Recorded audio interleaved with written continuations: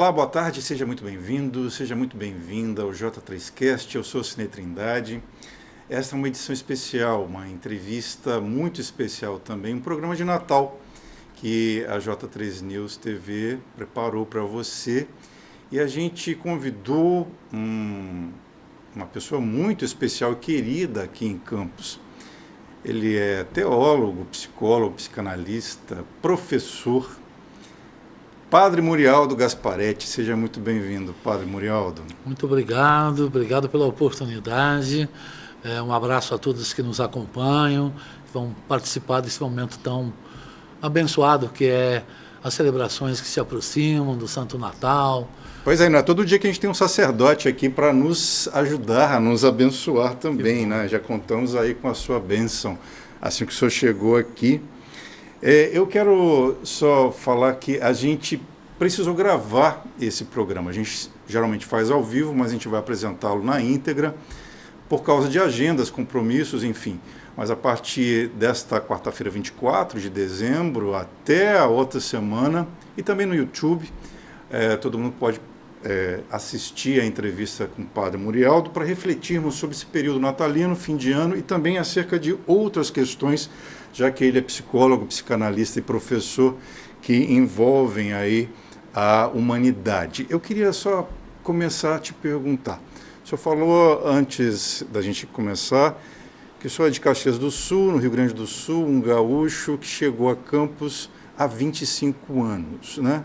Um quarto de século, talvez quase a metade da sua vida. O senhor está com 55 anos, né? Faço 57 agora, de Santo Amaro. 56 anos, fará 57 no dia de Santo Amaro, dia do padroeiro aqui de Campos dos Goytacazes, né? O outro padroeiro que o Senhor Jesus Cristo é também padroeiro da cidade. Qual é o significado, assim, pessoalmente, né, para o civil, o garoto jovem Murialdo, que nasceu lá no Rio Grande do Sul? Que memórias o senhor tem do Natal? Essa data está ligada à sua vida pessoal, à sua família, de que maneira? O Natal, ele tem uma presença muito forte na minha vida, e certamente também é na vida de muitos. Porque no Natal existe um encontro da família toda, ao redor. Não só é o nascimento de Jesus Cristo, mas essa harmonia, esse encontro da vida, desde os tempos mais antigos, né?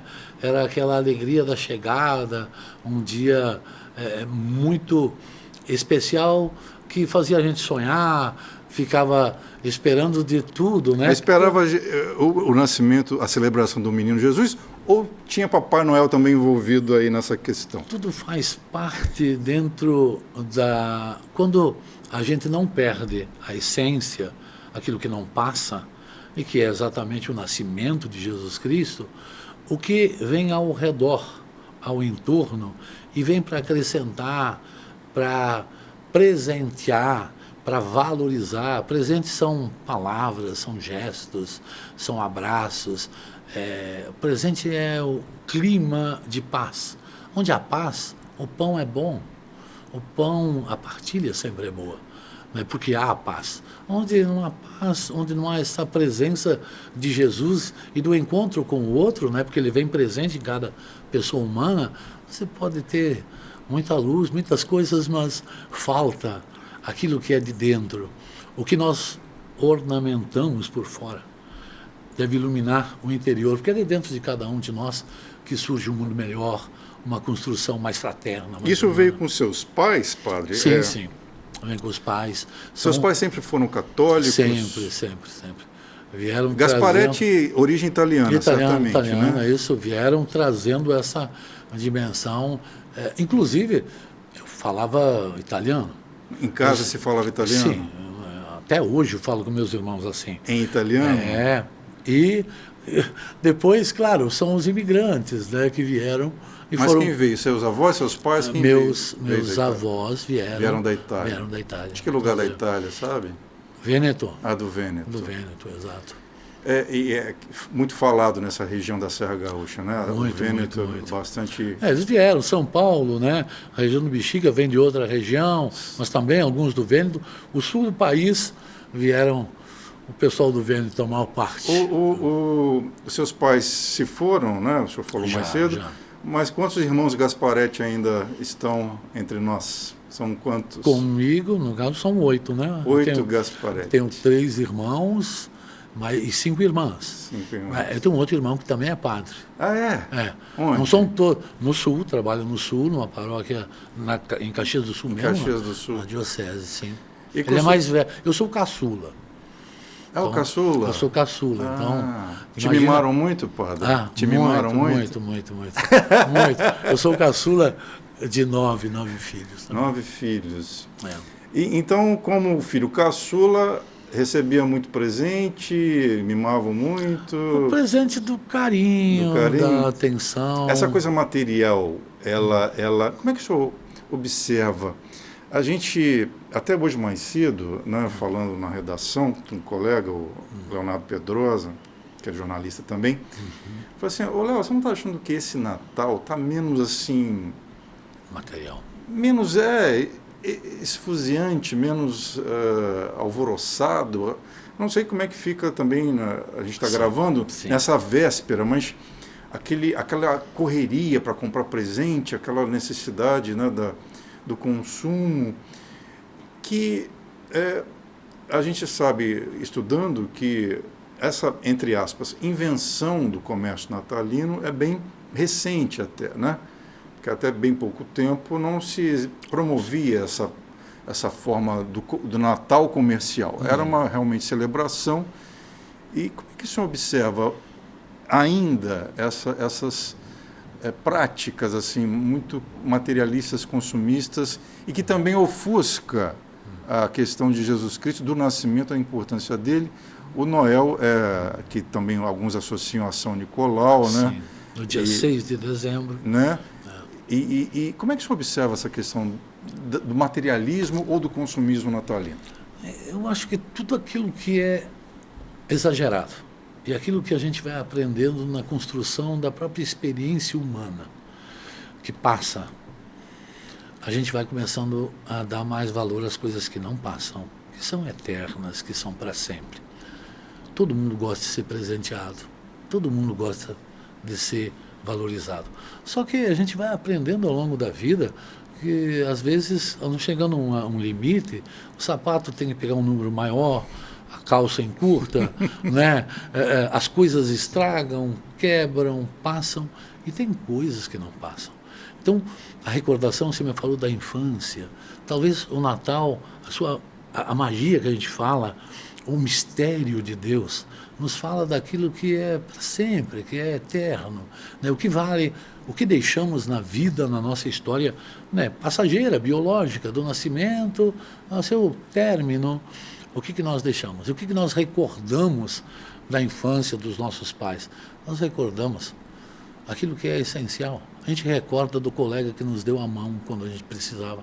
A gente recorda quando a gente tinha tudo para alguém chegar e nos dizer assim, você... E alguém nos abraçou e falou, não, vamos tentar de novo, vamos fazer de novo, dá para fazer certo. Esses presentes, a vida vai nos ensinando.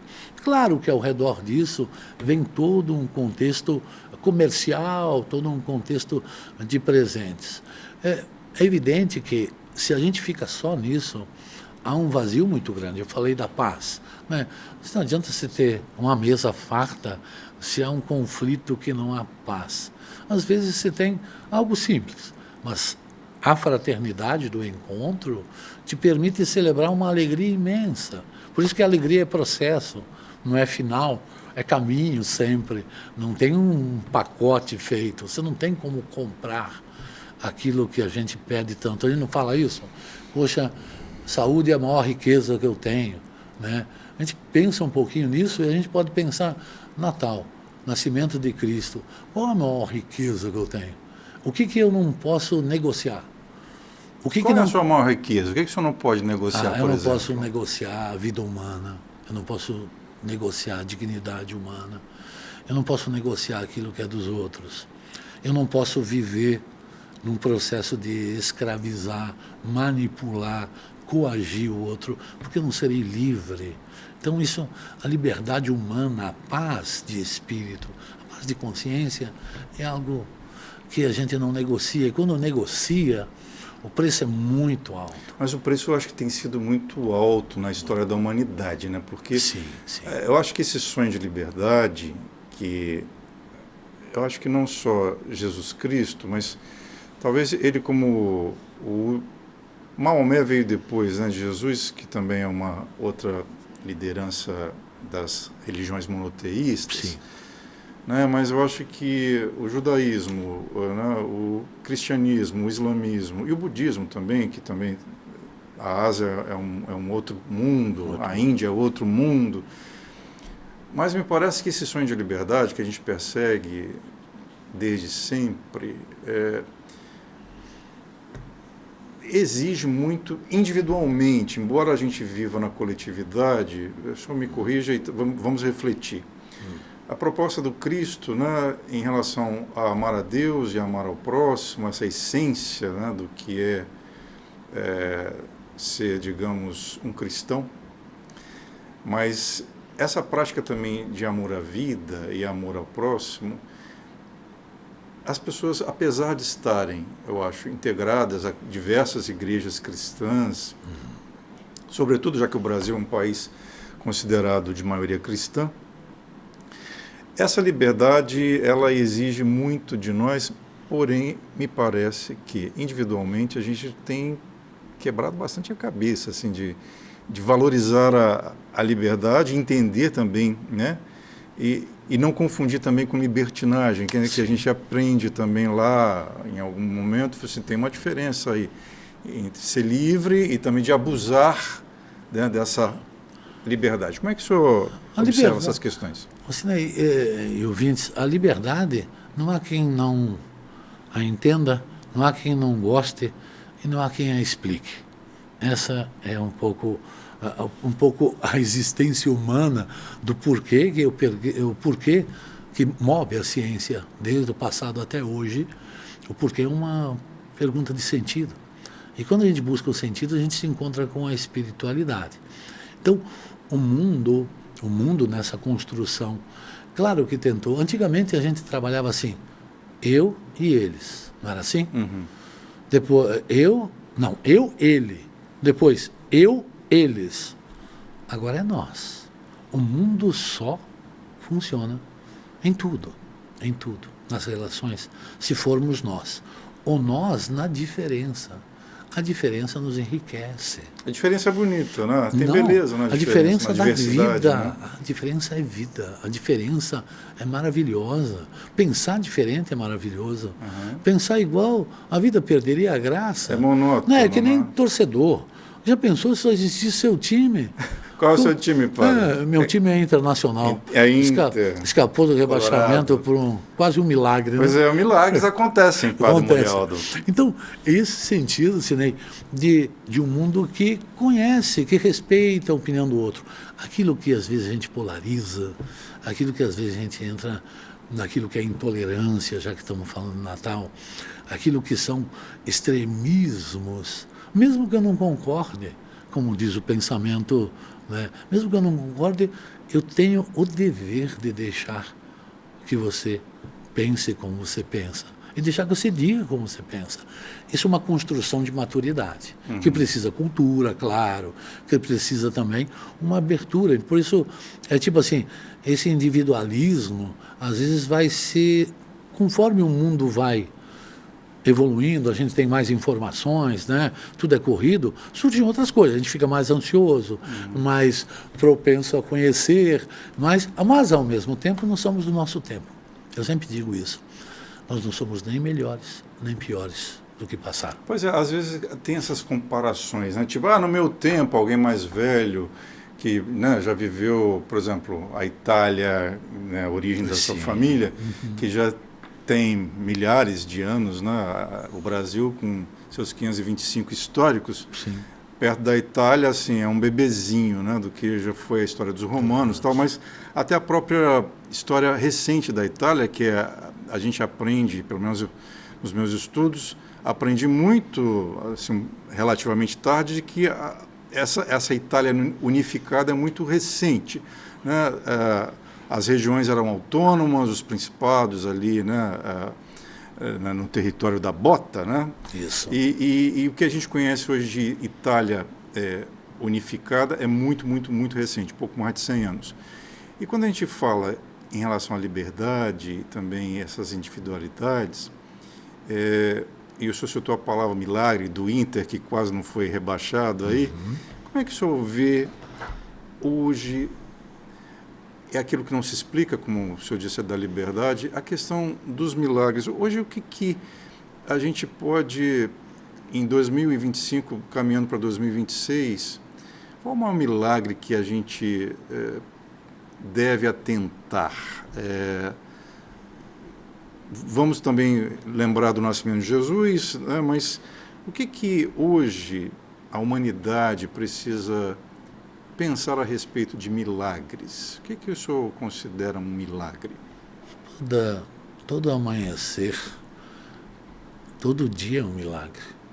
Viver é um estado de milagre. Poder ser para os outros, isso é viver um milagre, não só para si, né? Porque isso nos ensina o quanto nós podemos fazer. Não tem que sair um pouquinho do mundo, do gostar de todo mundo. O gosto é coisa pessoal. A gente ama todo mundo. Esse é o grande passo do milagre. Amar a todos. Amar a todos. Essa é a mensagem. Né, é desafiador. Eu não preciso gostar. Gostar não dá. Porque quem gosta, ou quem apenas é bom, não é justo. Aliás, assim... Eu posso ser bom e não ser justo. Então, por quê? Porque eu posso ser bom com aqueles que eu quero, com aqueles que me agradam, com aqueles que eu simpatizo, mas eu estou lidando com o que é de todos, às vezes. Eu preciso ser justo. Toda pessoa justa é boa, por essência. Padre, eu vou fazer uma confissão, mas não vai ser fora do confessionário, né? Tá. Eu tenho uma origem judaica e fui criado na igreja... Criado não, fui batizado na igreja católica, mas nunca me senti católico. Lá, a partir dos 5 anos, eu fui frequentar a igreja batista, então me tornei um protestante muito interessado. Depois eu me afastei completamente de tudo. Até entrevistei aqui uma vez já o Dom Roberto Ferreria e também o Dom Rifan, Fernando Rifan. O Rifan me fez uma piada, assim, ele é muito divertido. Ele perguntou, éramos 3 jornalistas para entrevistá-lo aqui, num programa que a gente teve. Aí ele perguntou a religião de cada um. A gente tinha o Wesley, né, Machado, que era um católico assim, muito devotado. Tínhamos a Camila Lopes, que era uma kardecista. E ele tinha me perguntado, e você o quê? Eu falei assim, eu sou um desigreado. Não vou assinar nada, né? Então não vou assinar nada. Então, fez uma piada por causa do meu distanciamento das práticas doutrinárias ou eclesiásticas, enfim, essa coisa mais formal da igreja. Como é que o senhor observa hoje o interesse pelo cristianismo, né? Embora o senhor seja um sacerdote católico, das pessoas também que foram batizadas, que frequentam ou frequentaram a igreja, mas deixaram de frequentar, os chamados desigrejados, né? Que há aqueles sentimentos também da crítica, da contestação, e eu confesso também que eu sempre fui muito rebelde, né? Meu pastor sempre ficava assim de cabelo em pé comigo, que eu era contestador. Acho que não é à toa que eu sou jornalista, né? Sim, isso mesmo. Eu contesto. Você tem um irmão jornalista também? Também. O que é padre? Ele fez doutorado. Ele é jornalista também, padre. Olha só, que dupla... isso mesmo. Que duplo desafio, né? Já que foi feita uma piada, né? Quando o Dom Rifan esteve aqui e tal, tem essa, né? Uma vez perguntaram, né, para alguém, disse assim, escuta, você pode ser o quê dentro do catolicismo? Não, posso chegar a ser papa. Aí perguntaram para o não, eu posso chegar a ser não sei o quê. Aí perguntaram para o judeu, e você? Eu posso ser até Jesus Cristo. Que por acaso era judeu, né? Então, estou dizendo isso. Mas não por acaso, não por acaso, mas era e viveu. E judeu palestino, inclusive, e viveu, né? E viveu Nasceu em na tudo. Palestina, Belém estaria ali na região da Palestina. A gente diz assim, viveu em época, tudo, né? a sua dimensão da realidade cultural, das coisas todas, menos o pecado que a gente usa dentro da questão teológica. O que eu digo para as pessoas? Eu digo que para casa a gente sempre volta. Para casa? A gente sempre volta. Uhum. Não adianta, a gente pode ficar longe, pode dar uma volta daqui para casa. E o que faz a gente voltar para casa, geralmente? A dor, pode a ser, solidão? Às vezes a dor, às o vezes luto. O luto. São caminhos diferentes, o encontro é diferente, né? Paulo, no caminho de Damasco, às vezes a gente cai do cavalo, às vezes a gente não cai do cavalo e alguém nos chama pescando, às vezes não é pescando, é consertando rede. O momento e o lugar são diferentes, mas são lugares do chamado que Deus vai fazendo para a gente. Então, a gente sempre volta para casa. Do nascimento ao término da nossa vida biológica, se a gente não alimenta uma esperança de ser, a gente perguntaria por quê? Se a gente pegar o Museu do Amanhã, vamos pegar a arquitetura, pegar... Né, Calatrava. Calatrava. O que ele falou como algo o mais recente, mais futuro que a gente construiu como arquitetura no Rio de Janeiro? De onde vim? Quem eu sou e para onde eu quero ir? De onde vim, de onde venho, para onde eu vou? São perguntas que desde o princípio, por isso esse mistério da vida e a beleza da pergunta, da busca, de perceber que existem caminhos diferentes. A chegada é sempre a mesma. Nós pensamos da mesma coisa, nós queremos um mundo melhor. A gente quer paz, a gente quer a segurança, a gente quer ir e vir, a gente quer cantar e viver, deixar que o outro também cante e viva dentro do contexto da vida. Então, há muito mais proximidade dentro de um contexto de pensamento religioso que diferenças. As diferenças são ritos, são formas, mas, na verdade, somos muito mais do que irmãos uns com os outros. Eu me lembro de uma celebração de Natal, que eu tinha um colega padre no Bangladesh. Em cima de um barquinho. Bem pobre, né, Bangladesh? Muito, muito, muito pobre. Em cima de um barquinho, sozinho, que lá eles pescam, vivem da pescaria, é uma multidão de gente, né? É um lugar do estado de São Paulo e Minas, onde existe o dobro da população brasileira. Cidade demográfica imensa no Bangladesh. Imensa. Muito pobre, né? Isso. E ele estava no barquinho ali, que ele fazia um trabalho com os nômades daquela região. E do lado tinha um muçulmano, né? Diz que na hora do Natal, longe de todo mundo, sem ninguém, ele foi rezar a missa. E do lado estava, né, as 5 vezes que faz para o lado de Maomé, de Meca, né? As coisas estavam fazendo. E ele escreveu, nunca me esqueço. Ele falou, só nesses momentos em que a gente vê que a gente é mais parecido do que a gente parece. São coisas diferentes, mas são os descendentes de Abraão também, né? A busca, exato.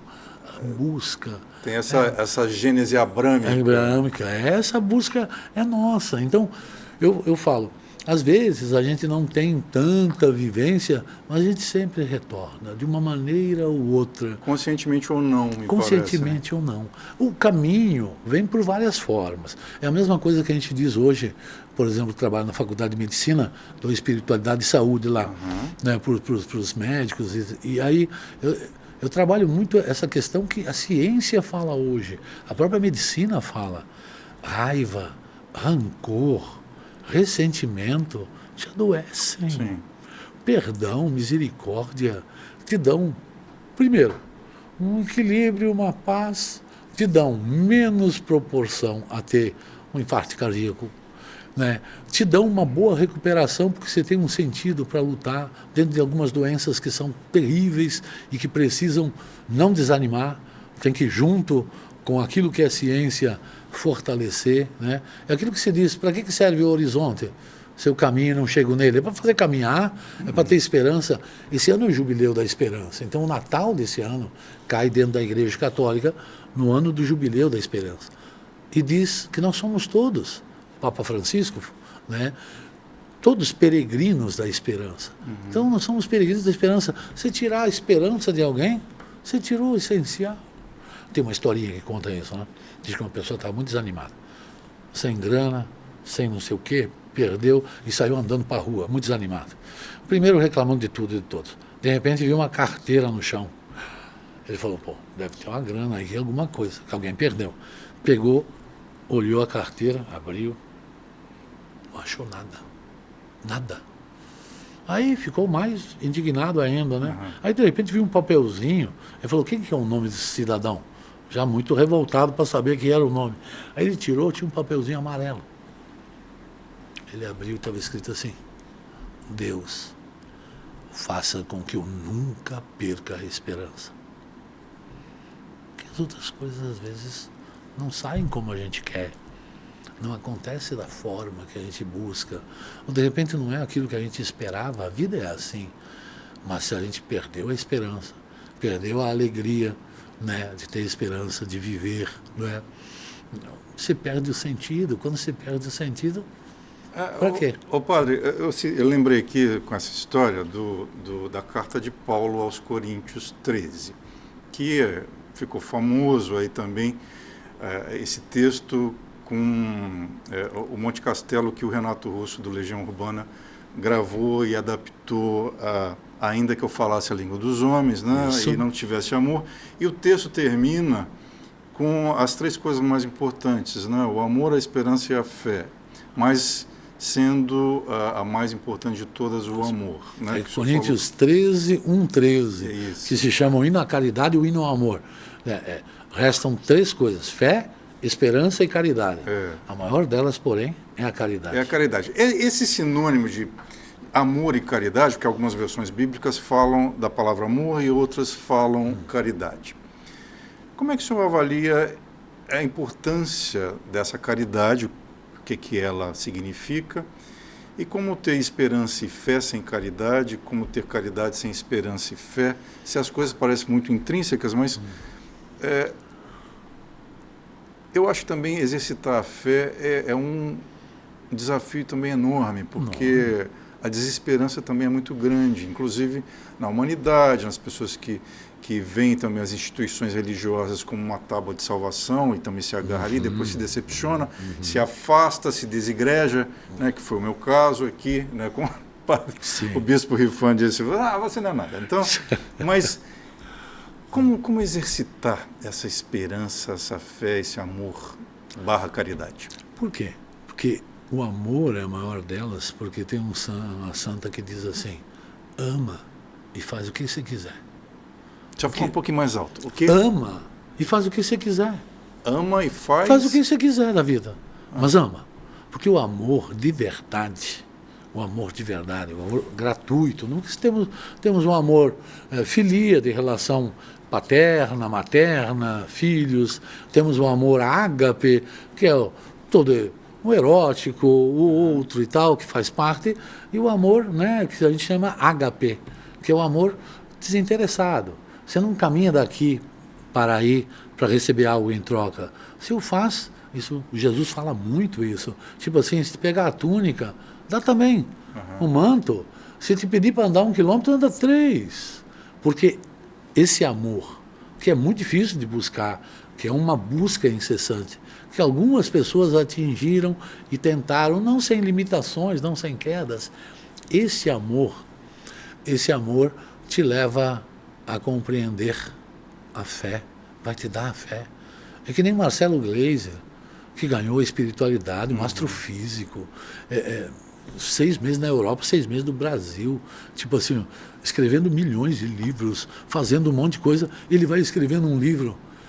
Cara, tudo é matemático, tudo é físico, tudo é perfeito, milhões de estrelas, milhões de não sei o que lá, mas é impossível que por 1 milésimo de segundo algo não dê errado.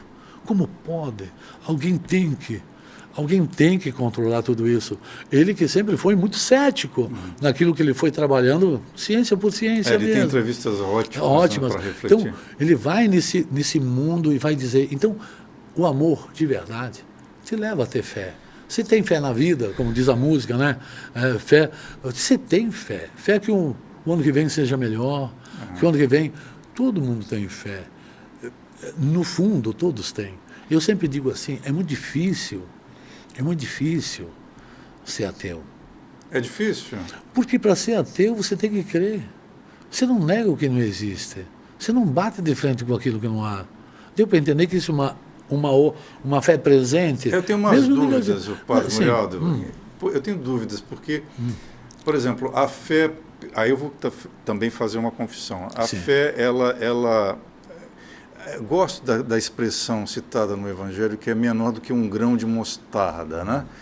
Ela é minúscula, a minha é minúscula. Então, às vezes eu perdi ela completamente, essa semente, esse grão de mostarda, e recuperei em algum momento depois revi ou repensei esse grão, né? Mas me parece muito... desafiador também, assim como o Marcelo Gleiser fala dessa espiritualidade e desse sentimento muito cosmopolita, né, esse cósmico, muito além, né? De criação, holístico, né? O cosmos dentro do caos, ou o caos dentro do cosmos. Eu tenho a impressão de que crer em Deus e descrer em Deus, aí vem a questão individual, né? É uma busca, o tal do caminho muito particular e pessoal, que não tem receita de bolo, eu acho receita pronta, tem, né? Não tem receita para ser mãe nem pai. Cada um é único, essa é a beleza da vida. Não há repetição, né? Se a gente imaginar que isso não precisa nem ser uma questão de fé, né? Pode ser biológico. Quem tem as minhas digitais? Ou as suas? É única. Ou quem nos acompanha? É única. A unicidade da vida. Por isso que a vida é sagrada. Tipo, não se pode brincar com a vida do outro. A vida é séria, é solo sagrado. Então, a fé é buscada, gente, na pergunta, na dúvida, nessa construção. Porque se pode encontrá-la de vários momentos. São João da Cruz encontrou no momento mais desesperador, na noite escura. Ele fala no livro dele, na noite escura foi o momento que eu encontrei a Deus. Eu procurei ele nos momentos mais não sei o que, em todos os lugares. Na noite pior, quando eu estava mais angustiado, mas no fundo do poço. Não é que eu encontrei? Então, os caminhos dessa fé, ela está plantada. Você não perdeu a fé. A fé a gente não perde. Porque está nas mãos de Deus, ninguém tira das mãos de Deus, tá? Padre Murialdo, é alimentada. Sim. Talvez seja esse, como alimentá-la, o caminho de alimentá-la, que às vezes é dentro de um templo, que às vezes é dentro de um processo, um contexto, às vezes é individualmente, às vezes é uma busca de como se viver a sua espiritualidade.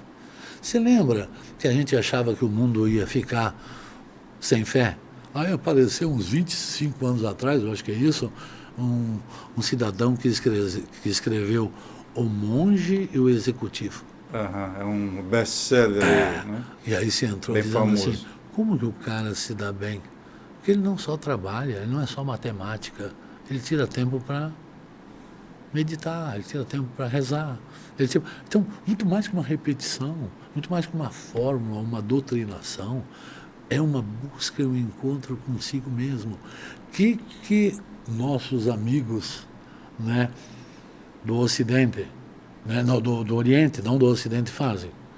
Eles, às vezes, meditam. Param. Sabe o que eles fazem? Às vezes sentam para fazer nada e para resolver coisa nenhuma. Itali já dizia que nada melhor do que não fazer nada. Exato. A gente faz isso, a vida é tão corrida, é tão rápida. Quando que a gente se encontra como família, quem tem família, se um trabalha não sei o quê, um chega correndo da faculdade, o outro vai, um faz um lanche na rua, outro faz. Quando é que é o encontro? Quando eu estou convidado, mas convidado, se é um convidado, como família, como ambiente. São esses momentos. A pausa. É esse momento, esse encontro é o único lugar que a gente não consegue ficar de costa um para o outro. É a mesa. Você já pensou? Padre Murialdo, eu, sendo um homem de pouca fé, mas adoro teologia, eu amo assim estudar e ouvir, né, depoimentos. Né, Theo, Deus, né, essa etimologia da palavra, do termo grego, da palavra, ser teólogo, estudar Deus, como se estuda Deus, algo que a gente nunca viu, conhece, mas desconhece, desconhece, mas conhece. Como é ser teólogo? O que te levou para a teologia? Como é fazer esse estudo dessa divindade, desse sagrado e desse invisível também, desse imponderável? É apaixonante, maravilhoso. Claro que antes disso tem a filosofia, porque isso é próprio para o sacerdócio, filosofia, e aí vem a teologia. A teologia é apaixonante, é maravilhosa. Você vai descobrindo a simplicidade da revelação de Deus ao longo de cada página, de cada livro da Bíblia Sagrada. Quanto mais simples, mais maravilhoso. A gente busca sempre o extraordinário. Olha o Natal. Deus não podia ter vindo já grande? Já diminuía um monte de coisa, já resolvia um monte de coisa, né? Vindo tipo super-herói, faço isso, faço aquilo, varinha mágica, pozinho. Não, ele veio precisando de colo, de carinho, lá na manjedoura, de mãe, de pai. Ele ia morrer. Deus vem a nós, em Jesus Cristo, precisando de nós. Essa é a grande beleza da teologia. O verbo, antes era a palavra se faz carne e vem armar tenda, do original grego, mas habitar entre nós, que é o Natal que se aproxima, um Deus que vem ao nosso encontro. A gente sempre pensa que a gente que vai, é Deus que toma iniciativa que vem a nós. Então, fazer teologia é encontrar as coisas simples, é nunca dizer sei tudo, ou já completei, já basta, nada. Cada vez mais que se estuda a palavra, vez mais que a gente entra no mistério, dentro da tradição, do magistério da própria igreja, né, dos antigos, a gente chama santos padres do início, a gente vai se encantando como a vida vai percebendo, nos transformando. A gente começa a olhar e dizer assim, poxa, Zaqueu era baixinho, ele teve que subir numa árvore para ver Jesus, mas para se encontrar com ele só descendo. Tem que descer? A humildade, tem que descer. Quem só sabe subir sofre muito na vida, porque a vida não é só subida. A vida tem que saber ter seu limite, tem que descer, o encontro acontece. E quanto mais simples, mais maravilhoso. Eu gostei dessa frase. Mais maravilhoso. Quanto mais simples, mais maravilhoso. O gesto, mas ser simples também não é nada fácil. Não, mas não é fácil, mas é maravilhoso. O gesto de... Porque a gente confunde dividir e partilhar. Jesus nunca dividiu nada. Qual a diferença de dividir e partilhar? Dividir, eu faço uma divisão. Isso aqui eu tenho dois pão, pego um, dou para o outro e o outro fica comigo. Isso eu divido. O que divide, de onde vem a palavra diabo? O diabo é que divide. Né? Jesus partilhou, partiu o pão, partiu. Partilhar significa eu divido de mim, da minha história, não só o pão, junto com o pão, junto com a vida. Você quer gesto mais bonito do que essa partilha? E a gente pergunta, tão simples, né? Até hoje nós aprendemos, a humanidade joga fora a maior parte da comida com gente morrendo de fome. Inclusive nas festas de fim de ano, exato. Né? Exageram. Quanta coisa a gente, tipo assim, perde a noção. De vez em quando eu falo com as crianças falam assim, olha, eu quero pedir perdão. Eu falo, quer pedir perdão por quê? Porque saiu um xingamento lá na coisa. Eu digo, tá, mas não, porque de vez em quando eu dei um chute na canela jogando bola do outro. Tudo bem, então, porque eu esqueci de botar, mamãe falou, minha roupa no cesto de roupa para lavar, deixei no chão do banheiro. Falei, sim, tudo bem. Aí eu pergunto assim, escuta, se deixa comida no prato? Se toda vez que você vai se servir, se pega mais e depois tem que jogar fora? É sobre isso que a gente fala, de humanidade. Quando a gente fala em pecado, é sobre isso. É sobre, tipo assim, cara, ser agradecido, ter o que eu tenho, agradecer, perceber que eu não preciso. E se o mundo, são coisas simples, o mundo faz diferença fazendo isso. A construção, porque eu falo do simples, do Natal, das coisas, porque é exatamente nesse simples que a vida faz. Quando a gente vai assistir uma pessoa doente, quantas vezes nesses 30 anos de padre, pessoa vira e fala assim, padre, por que eu não pedi perdão para o meu irmão? Cara, isso dói em mim. Por que eu não dei um abraço nele? Para que eu levei para a vida toda? Por que Jesus, em 2 momentos, vai falar assim, em outros, não façam mal às crianças, aos pequeninos, meus anjos as vigiam dia e noite. Depois vai dizer assim, ó, deixem vir a mim os pequeninos. Porque dele é o reino dos céus. Por quê? Porque as crianças nos ensinam o que é fé, espiritualidade, o que é simplicidade. Elas às vezes passeiam com você, tá passeando no shopping, na rua, elas vão querer uma coisa. Ou querem tomar 2 sorvetes no mesmo dia, né, na mesma hora.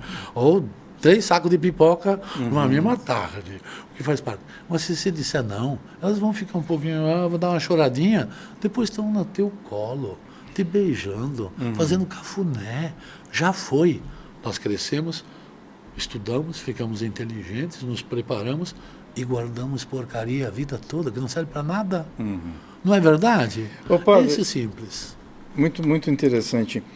Eu já tinha visto um desses significados, essa etimologia da palavra diabo, com o padre Fábio de Mello, né? Aquele que divide. Nesses tempos difíceis, não só que o Brasil tem vivido, mas o mundo, de divisões, muitas divisões ideológicas, políticas, né? Interesses tremendos em relação a dominações, né? E guerras, né? Também bastante graves, né? Como o caso da Ucrânia, da Síria por muito tempo, e agora temos uma ameaça recente aqui na Venezuela. E também essas guerras religiosas, né? Que os atentados que surgem, tivemos aí recentemente na Austrália mortos, né? Numa festa judaica. Como é que o senhor hoje observa essa questão do diabo, ou o que divide, e do pecado? Inclusive, é uma palavra que faz muito parte da cultura, né, religiosa do cristão, o pecado. Até aquele livro, o senhor falou do Monge Executivo, eu lembrei do Mundo de Sofia, que é um livro que também se tornou um clássico. Né? Ali nesse livro, eu lembro que uma interpretação para a palavra pecado seria errar o alvo. Né? Isso. E como é que o senhor observa hoje esse alvo que temos errado? Para onde estamos mirando? Por que erramos? E o que se pode dizer do que tem se dividido no mundo, no Brasil atual? Errar o alvo é a primeira tradução da palavra pecado. Tipo, sem querer, querendo, acabei fazendo, acabei saindo, acabou falando. Chaves, Chapolin, sem querer, aquela querendo. Coisa assim, sem querer, querendo. Depois disso vem o quê? Tem um outro termo que usa assim, árvore torta. Depois que uma árvore entorta, você consegue endireitar ela, escorar para que ela suba reta? Nunca mais. A não ser que se enxerte e plante na raiz de novo. É um processo mais difícil. E tem a terceira dimensão, negar a graça, que se chama assim, dentro da tradição até judaica, né? Dentro da tradição, negar a Deus, né? Que é a terceira dimensão. Então, o mundo, quando ele se divide por momentos diferentes. Por exemplo, o que era o pecado e o diabo na Idade Média? Era alguém que te assustava, de capa, com chifre, com não sei o quê.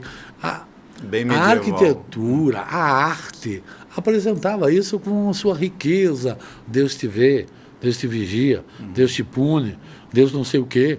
Né? Ou seja, te colocava num estado de medo para você se comportar dentro da construção. O mundo vai indo e a gente vai aprendendo que aquilo que divide, às vezes, vem vestido de anjo inocente nos tempos de hoje. Por quê? Porque eu quero dividir você, eu não quero te assustar. Se eu te assusto, você vai para onde?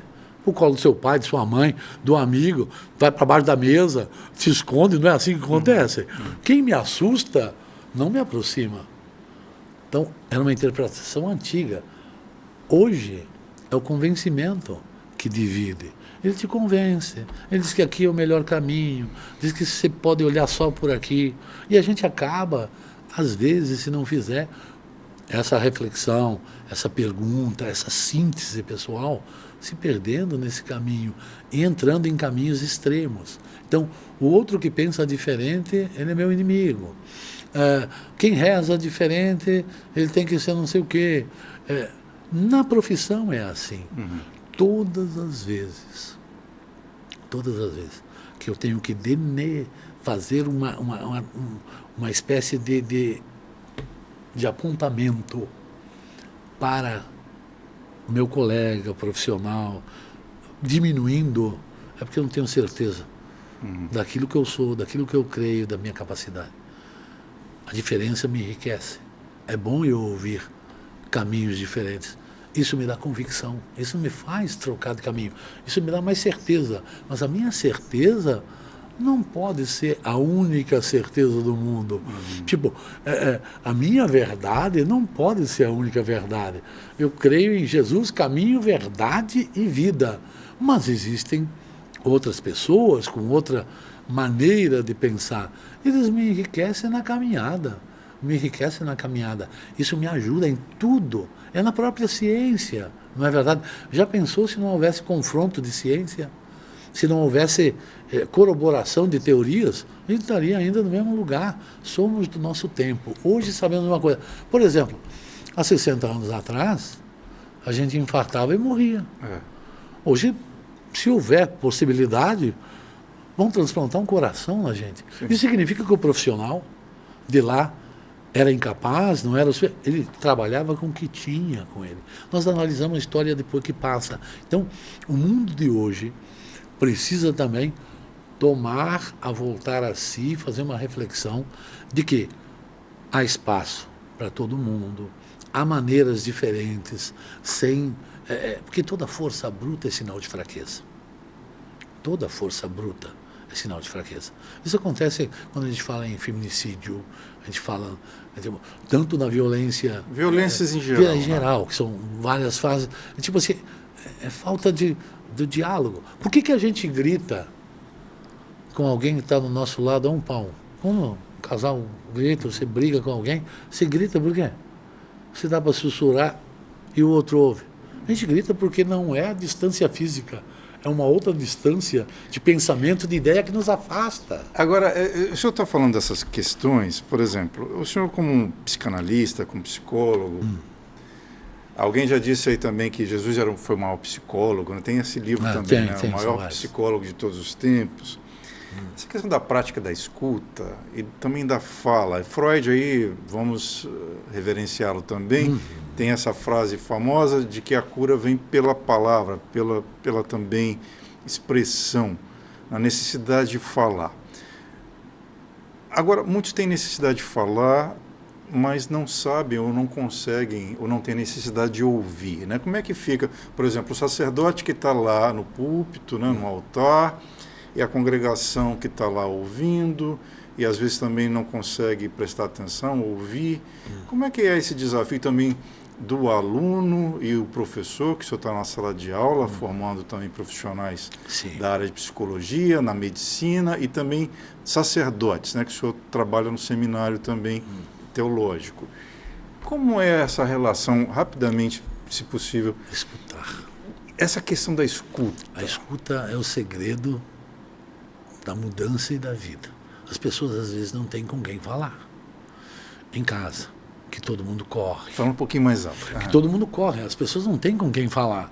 E uma pessoa uma vez parou na minha frente e falou 1h30 sem eu me mexer. Isso ia dando sono, ia dando um monte de coisa, que vai dando, sem parar. Sabe que... Isso é onde? No consultório, na igreja, no confessionário, na rua? No consultório eu tenho 50 minutos, é uma questão terapêutica, já é mais fácil de conduzir. Mas isso foi num atendimento paroquial mesmo, de igreja.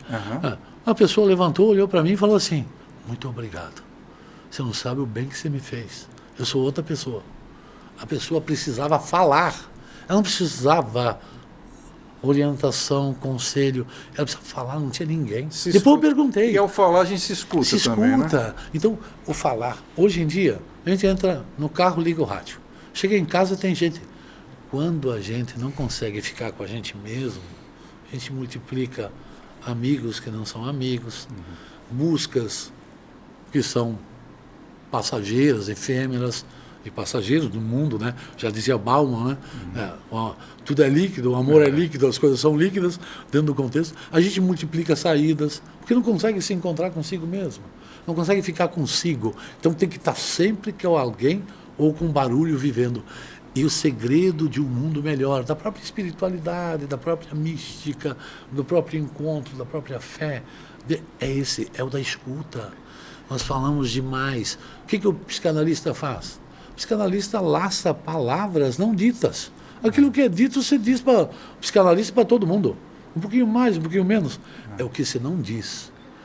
É nas entrelinhas que está a tua dor. Olha só, temos 10 minutos para a gente finalizar. Tá? Então, eu lembrei você falou de Paulo, né? Saulo, que antes era Saulo de Tarso, lá no caminho de Damasco, que era um perseguidor, né, dos novos cristãos, lá, e depois se converte. E muda de nome, que também é uma prática muito comum no judaísmo, né? De você mudar de nome em determinado momento. Essa questão da conversão e da escuta. Paulo ali escutou, né, teve um encontro ali muito... perdeu a visão, né? E depois ouviu a voz de Jesus. Enfim, Saulo, Saulo, por que me persegues? Essa questão da situação de sermos, em algum momento, perseguidores ou críticos, né, aos diferentes, aqueles que pensam distintamente de nós, e o momento da escuta, e o momento do encontro e da conversão. Hoje, como é que o senhor observa? Também aprendi que o Espírito Santo convence, né, os homens dos seus erros, das suas falhas. Até que ponto que a gente não está se deixando convencer dos nossos erros e falhas, e essa necessidade de conversão, em que momento que ela acontece, já que Deus tudo sabe, por que a gente não muda também diante de tantas situações e evidências aí que a história nos apresenta? Rapidamente, como é que o senhor vê essa questão da conversão e do convencimento? A conversão passa, como eu já falei, pela humildade. Pela humildade. A gente só vai se reconhecer, isso acontece em todos os fatores. Quem sofre com alguma coisa, né, com alguma enfermidade que não é apenas física, mas com algum vício, tipo, se ele não está em consciência, todos os amigos falando, a família falando, ele não vai, ele vai ter que entrar nele mesmo e dizer assim, ó, eu tenho que fazer uma escolha, ou eu perco todo mundo, ou nada fica, ou eu me cuido, ou eu busco algo. Então, esse lugar da humildade faz o processo de conversão. A conversão não é só um instante. Assim como a felicidade não é só um instante, mas são vários, é caminho, a conversão é contínua. Assim como a vocação é contínua. A gente sonha com algo assim muito espetaculoso. Paulo se converteu ao cair do cavalo, diante do encontro Saulo, mas a vida dele na pregação das comunidades foi uma conversão contínua. Ele foi indo, até ele vai dizer, poxa, eu tenho um espinho na testa que não me deixa... Dia a dia. Se todo dia você não renovar a vontade de ser, fazer jornalismo, gostar de fazer, a gente desanima. Na relação humana é assim. Então, conversão é processo contínuo. É oração contínua, é maturidade e autenticidade contínua. Isso tem que fazer, porque uma das coisas mais difíceis de conjugar, que hoje a gente fala isso, é sinceridade. Sinceridade. A palavra sinceridade vem de cera. Não fazer cera. Olha como é difícil ser sincero. Se eu estou torcendo para o meu time, ele está ganhando, acabando o campeonato, eu aplaudo. Se ele está perdendo, eu critico. Deu para entender como é difícil ser sincero? O outro também é time, o outro também merece, mesmo que seja torcedor. Talvez seja passando por essa reflexão de um mundo mais sincero, mais verdadeiro, vendo o que precisa, num mundo em que as coisas climáticas vão nos deixando, né, que os atentados, que os extremismos, que as pessoas que de repente não percebem que o mundo é feito para ir e vir, que todos podem ter, que precisamos viver, porque nós vivemos com os outros, que um sinal de trânsito, se eu morasse sozinho, ficava só para ficar piscando, não precisava, mas que o outro também tem pressa, tem ida, tem volta, que ética é uma construção de modo de ser, de caráter, que a gente vai aprendendo, que não é uma formulazinha mágica, que todo dia a gente pode ter renovado o caráter, que aquilo que se aprende no berço, a gente nunca esquece, assinei. Nunca esquece. Se ensinar uma criança... A essência, né? Se ensina uma criança do berço assim, pede bênção pro teu avô, ela nunca vai esquecer. Se ensina depois, você pode ter faculdade, vai lembrar de vez em quando e esquecer outra. Ensina de pequena, vai chegar, com os próprios filhos, vai chegar para você e fazer bênção pai, bênção mãe. Faz muita diferença? Faz. Porque isso nos desarma, nos torna mais, tipo assim, mais humanos. O que é humanidade? Se tornar mais humano. Uhum. Tem um livro que os sinos dobram, muito interessante. Um pouquinho os sinos dobram? Tem Virou filme, é um clássico. Clássico. Né? Tem uma parte que diz assim, ó, quando alguém morre injustamente, mesmo que eu não conheça, mesmo que seja do outro lado do mundo, mesmo que eu não tenha nada a ver com ele, eu, por ser humano, me torno menos humano. Porque é um ser humano. Então, essa construção, eu acho que precisa retomar, escutar mais, falar menos, a gente fala muito. Sim. Né? Vamos tentar caminhar para o final. Eu já fui muito resistente a Paulo apóstolo, eu achava ele muito antipático. Depois, com a maturidade, eu vi que ele é grande, o cristianismo deve muito a Paulo. Muito. Às vezes eu acho que até que a gente pratica, às vezes sem querer ser herege, às vezes a gente é muito mais paulino do que cristão, porque a gente pouco sabe do Cristo, né? Os evangelistas deixaram poucos registros, mas essa essência ficou. E a gente tem muitas orientações e reflexões a partir de Paulo. Como é que o senhor observa hoje a importância dessas lideranças? O senhor citou o Papa Francisco mais cedo, e temos hoje o Papa Leão XIV, que eu acho que é muito difícil suceder um Papa tão popular como foi Francisco, né? O Bergoglio, Jorge Bergoglio. Como é que o senhor vê essa questão dessas lideranças, esses nomes? O senhor também é visto como um líder na sua comunidade, né? A gente se espelha também no senhor. Essas figuras, elas são importantes e em que momento a gente também deve separá-las do que o Cristo, digamos, né, apresenta, mesmo sabendo pouco dele? Eu acredito que o mundo necessita muito mais de lideranças que nos ajudem a fazer uma caminhada e com um testemunho de referência de vida. Cada um tem sua importância e sua maneira de viver, né? A importância de João Paulo II, visitando tantos lugares, como missão, São João Paulo II, do Papa Francisco, com a sua humanidade, né, com a solidariedade, o coração nas mãos. Né, que é o Papa Leão, que traz também a sua mensagem de organização, de diálogo com realidades que eram difíceis de dialogar dentro da teologia, cada um na sua importância. Mas eu acho que o que a gente tem que levar em primeiro lugar é aprender que o primeiro livro que as pessoas leem somos nós mesmos. Nós mesmos? A primeira leitura somos nós. Quando isso não funciona, não adianta as palavras bonitas, não adianta a homilia, o escrito, os títulos. Não, porque as pessoas leem quem nós somos. Imagina que eu estou aqui, falo sobre Natal, sobre humildade, aí saio, pego o carro saindo e já xingo primeiro na esquina porque parou. Ou quase atropelam uma coisa e falo para um cara que está de bicicleta. Tipo assim, cada um tem um ritmo, cada um tem uma pessoa. Eu nunca me esqueço que a gente não sabe a história do outro. Às vezes o outro está sendo assim, tipo assim, tem que ensinar a amar. Como ensinar alguém que nunca foi amado? Começa por nós, né? Como ensinar alguém que nunca foi amado? A gente pensa que é fácil. Então, amar ao próximo como a ti mesmo, né? A liderança se faz da maneira como se faz. O cara vai para a missa, vai para o culto, vai para a sinagoga, vai para a mesquita, aí depois vai para o trabalho. Chega no trabalho, é o primeiro cara a perder a paciência. É o primeiro cara, tipo assim, em vez de conciliar, jogar mais... É o grande desafio. Menos de 1 minuto e meio, vamos tentar só fechar aqui. Sim. Rapidamente, o que a gente precisa atentar, em poucas palavras, para o nascimento de Cristo, a vida de Cristo, nesse nascimento, nesse renascimento a partir desta época do ano? O que representa? Em poucas palavras, por favor. Em poucas palavras, permita que o Senhor nasça no teu coração.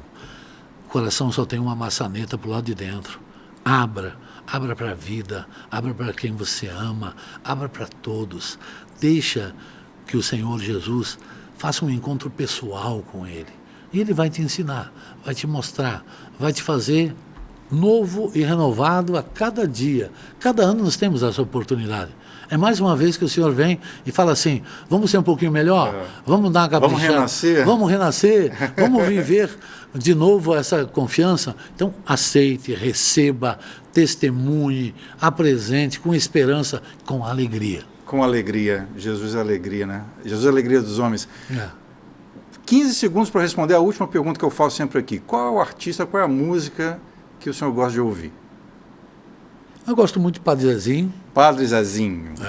Alguma música específica do Padre Zezinho? Muitas músicas, eu gosto muito das melodias todas dele, né? Alguma que você lembra aqui, assim, em primeiro momento? Um certo Galileu. Um certo Galileu. Um certo Galileu. Já que estamos falando de Jesus, do judaísmo, falamos... vai ser legal. Eu acho que um certo Galileu, certo dia, beira-mar, um Padre Zezinho fazendo a trilha do Padre Murialdo Gasparetti. Quero te agradecer muito esse encontro, que era muito esperado por mim. Aprendi muito, aprendo muito. Às vezes eu vou à tua igreja e gosto de te ouvir. Quero te desejar felizes natais todos os dias, para a sua comunidade, sua família. E até a próxima, a gente aguarda o senhor aqui, ok? Então, suas últimas palavras, considerações em relação a esse período natalino.